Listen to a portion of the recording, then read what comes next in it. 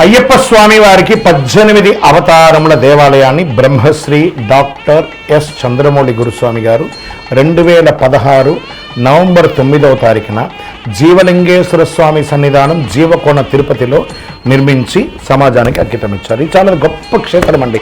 ప్రపంచంలో ఎక్కడా లేదు. అయ్యప్ప స్వామికి 18 అవతారాలు.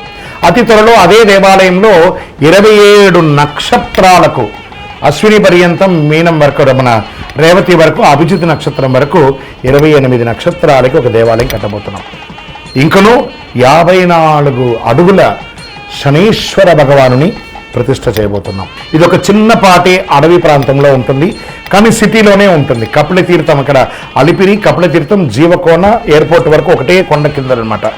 ఈ జీవలింగేశ్వర స్వామి సన్నిధానంలో 300 రోజులు నీళ్లు పడుతూ ఉంటుంది శివుడి మీద. అలాంటి అద్భుతమైనటువంటి క్షేత్రంలో మీరు తిరుపతికి వచ్చినప్పుడు రైల్వే స్టేషన్ బస్టాండ్ నుండి 3 కిలోమీటర్, ఎయిర్పోర్ట్ నుండి 9 కిలోమీటర్ దూరంలో మన దేవాలయం ఉంటుంది. ఉదయం 6 గంటల నుంచి 11 గంటల వరకు, సాయంత్రం 5 నుంచి 8 గంటల వరకు దర్శనం ఉంటుంది. ఖచ్చితంగా మీ యొక్క తిరుపతి దర్శనంలో ఒక భాగంగా ఈ దేవాలయాన్ని దర్శనం చేసుకోండి. బ్రహ్మశ్రీ డాక్టర్ చంద్రమౌళి గురుస్వామి గారి యొక్క ప్రయత్నంలో మీరు కూడా వచ్చి దర్శనం చేసి అనుభూతి పొంది అనుగ్రహం పొందండి. ఇంకనూ మీ యొక్క వ్యక్తిగత జాతకం తెలుసుకోవాలనుకుంటే మా కింద ఈ కనబడుతున్న నంబర్కి మీ యొక్క date of birth, time of birth, place of birth మీ పేరుతో సహా పెట్టండి. వాట్సప్ చేయండి, కాల్ చేయకండి. మా వాళ్ళు మీకు రిప్లై ఇస్తారు. విజయోస్తు.